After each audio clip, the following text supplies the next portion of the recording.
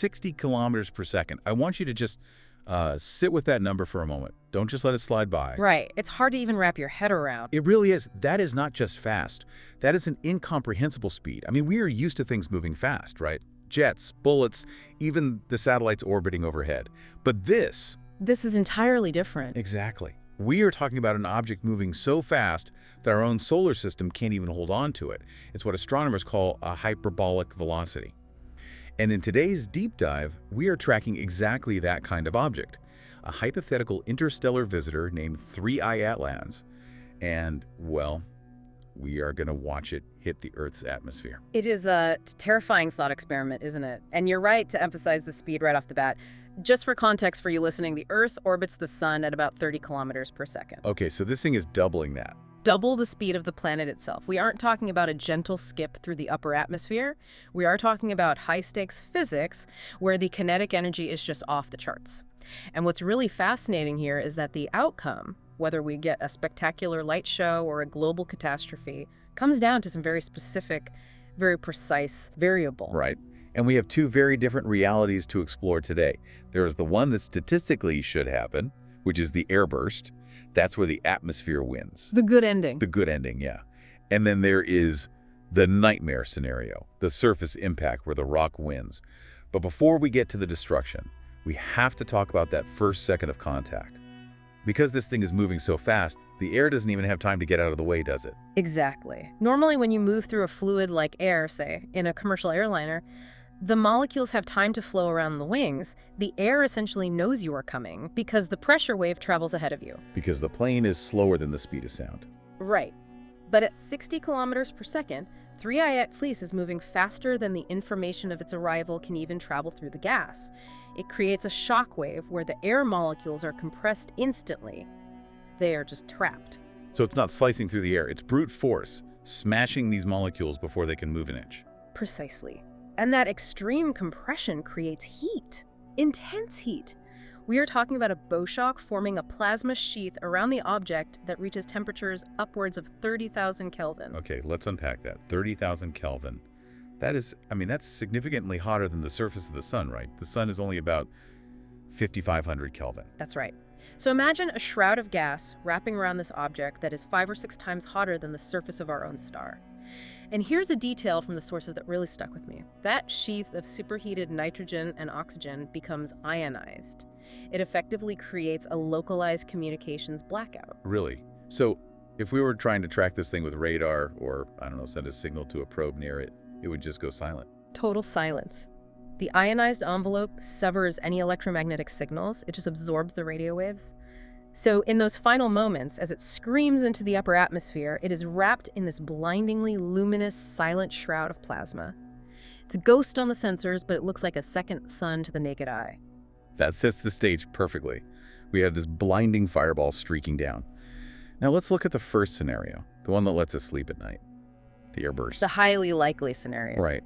So in this version of the story, what is 3I Atlas actually made of? Why does the atmosphere stand a chance against something moving with that much kinetic energy?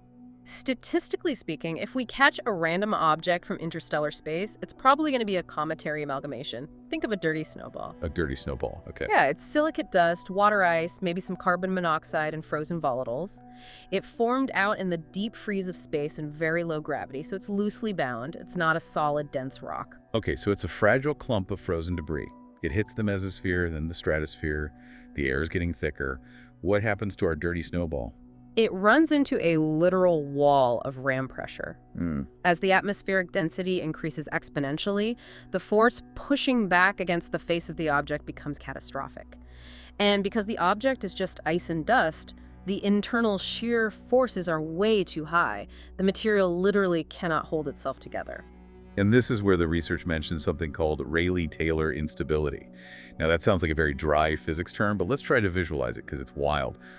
What is actually happening to the body of the comet there? It's a fluid dynamics concept. Essentially, you have the denser material of the comet trying to push through the less dense but highly pressurized plasma of the atmosphere.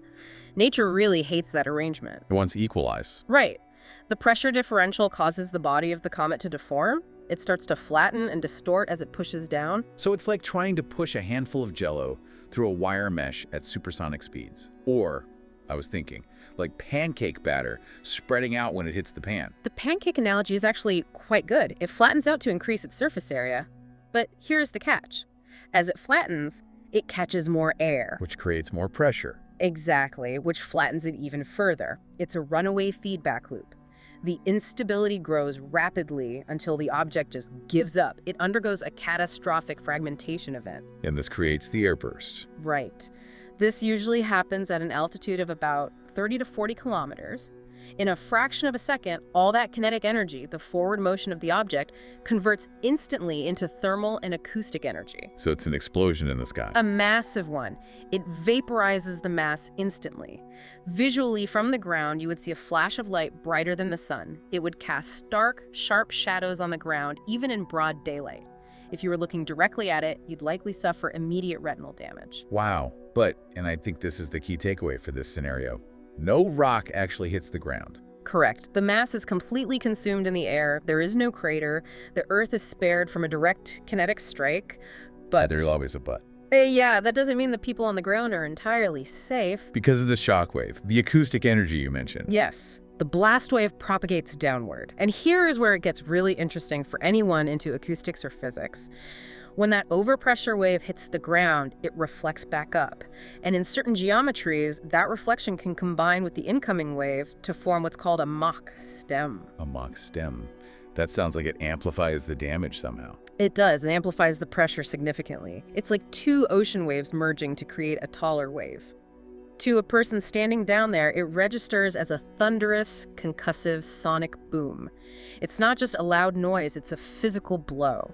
It's a wall of compressed air moving horizontally across the landscape. The sources compared this to the Chelyabinsk meteor event in Russia back in 2013, right? Yeah. Where all those windows blew out and car alarms went off. Exactly. But remember the speeds. Chelyabinsk was moving at about 19 kilometers per second. 3 Aeculus is moving at 60. And kinetic energy scales with the square of the velocity. Oh, wow. So you have to magnify Chelyabinsk significantly. Hugely. We are talking about shattered windows across a radius of hundreds of kilometers, roof tiles being completely dislodged, unreinforced masonry cracking, garage doors buckling inward. So picture this. You are standing in your kitchen, you see a flash outside brighter than noon, and then a minute or two later, depending on how far away you are, your windows just explode inward. But you are alive, Mhm. and your house is mostly still standing.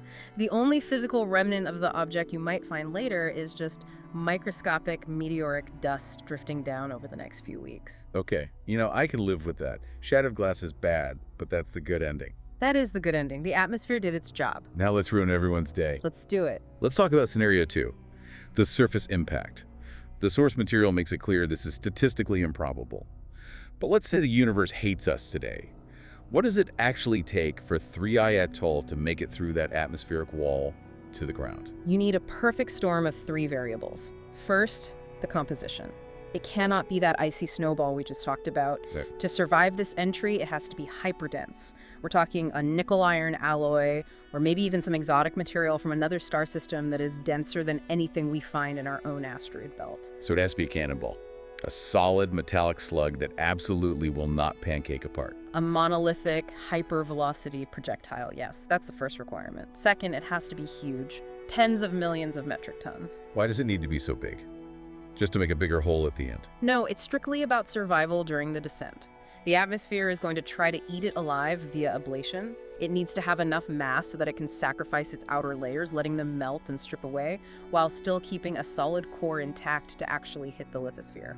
Okay, so we have super dense and super heavy. What's the third thing? The angle. If it comes in at a shallow angle, it spends way too much time dragging through the air. The friction will eventually burn it up or break it apart. For a surface impact, it needs a steep entry, near orthogonal. Almost 90 degrees straight down. So it's dropping like a stone. Exactly. It minimizes its time in the atmospheric gauntlet. So let's put it together. We have a dense, massive metal object coming straight down at 60 kilometers per second. Describe that descent for us, because this isn't the flash and fade of the airburst. No. In this scenario, the drag of the atmosphere is completely insufficient to stop it. It punches through the troposphere, that's the layer we live in a matter of seconds.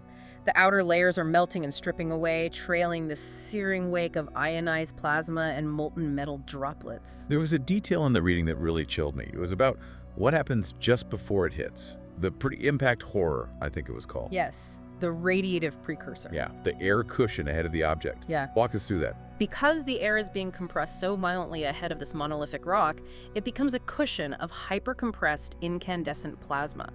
It is so hot and radiating so much thermal energy that it actually irradiates the ground before the rock even gets there. So in the fraction of a second before impact, the ground isn't just sitting there waiting to be hit. No.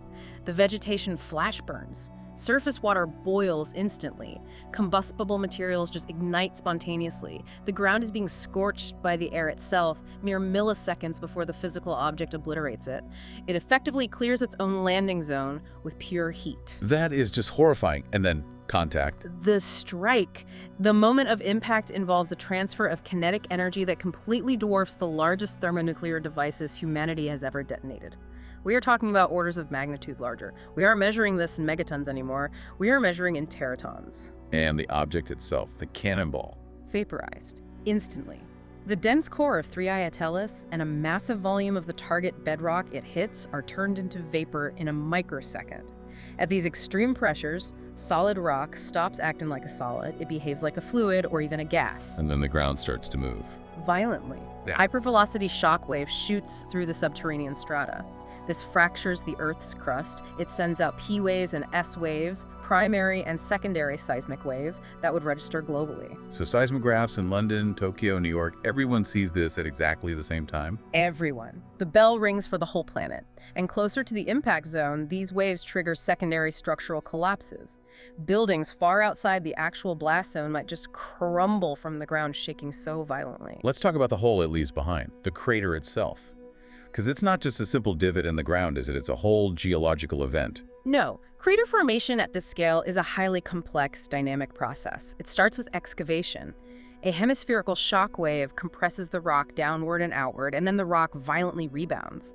This ejects millions of tons of pulverized earth and molten rock up into the air. The ejecta curtain. Right. And some of that material is moving so fast it reaches suborbital trajectories.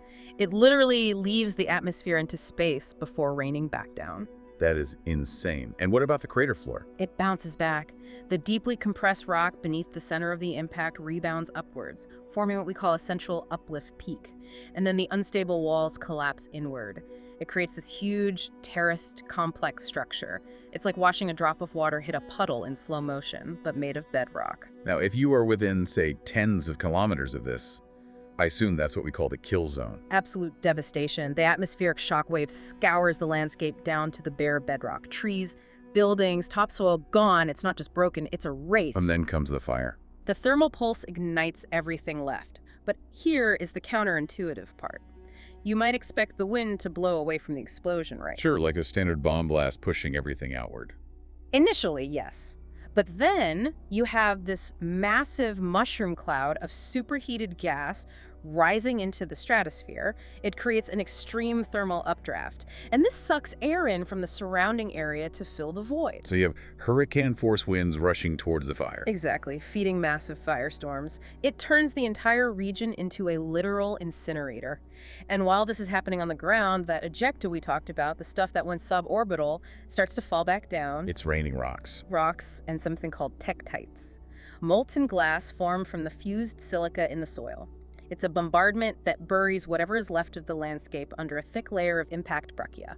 Okay, so the immediate area is just gone. Scoured, burned, and buried. But this is an interstellar impact. The effects don't stop at the crater rim, do they? No. Now we have to look at the global aftermath. Because an event of this magnitude changes the equation for the whole planet. The atmosphere itself has changed. Drastically. First, you have the darkness. The vaporized rock, the aerosols, and the dust injected into the upper atmosphere create a massive shroud. It physically blocks solar radiation from reaching the surface. So photosynthesis just stops. Photosynthesis halts. You get severe localized cooling, depending on the exact size, maybe even a year without a summer scenario. Global weather patterns are completely disrupted. But there is a nasty chemical twist to this, too. The ozone layer. Right. The extreme heat of the entry and the plasma of the impact ionizes the nitrogen and oxygen in our atmosphere. They recombine to form nitric oxides. And nitric oxides eat ozone. Voraciously. So once the dust finally settles and the sun comes back out months later, the protective ozone layer over that entire hemisphere might be gone. You are suddenly exposed to harmful, sterilizing levels of ultraviolet radiation. So first you freeze in the dark, and then you get sunburned to death. In a nutshell, yes. It attacks the biosphere from both ends. Now, there was a variant in the research I found really intriguing. Because statistically speaking, if you throw a rock at Earth, you're probably going to hit water. What happens if 3I Atlas hits a deep ocean basin instead of land? The mechanics shift entirely. You trade the global firestorms for massive hydraulics. You get hyper-tsunamis. How big are we talking? Initial waves, hundreds of meters high. And because they are in deep water, they travel at jetliner speeds across the open ocean. So they don't lose their energy as they cross the Pacific or the Atlantic? Very little. They maintain that immense energy until they hit the continental shelf. Then, through a process called shoaling, they steepen drastically and crash inland. You were talking about inundating coastal regions on a continental scale. Entire seaboards wiped clean. Wow. But there was a climate paradox mentioned with the ocean impact, too. The land impact causes massive cooling because of all the dust blocking the sun. Does the ocean impact do the same thing? It's complicated, but generally no. Yes, you get some aerosols from the ocean floor, but think about the heat transfer. You are boiling a vast volume of seawater instantly. So you're injecting pure steam into the stratosphere. Immense quantities of water vapor. And water vapor is a highly potent greenhouse gas. So unlike the land impact, which leans heavily toward a deep freeze, an ocean impact could paradoxically lead to a period of intense atmospheric warming after the initial chaotic phase. That is wild. Depending entirely on where this thing lands, we either get a global deep freeze or a global sauna. It really shows just how sensitive our planetary system is to these high energy injections. The Earth always tries to balance the energy budget, but the wild swings in temperature can be absolutely devastating for life on the surface. So let's bring this all back together. We've looked at the airburst, the lucky break where the rock breaks apart, and the surface impact, the ultimate catastrophe. It really is a tale of two realities. In the vast majority of cases, the laws of aerodynamics and material science save us. The atmosphere is an incredible invisible shield. It takes that massive kinetic potential and safely dissipates it into light and sound.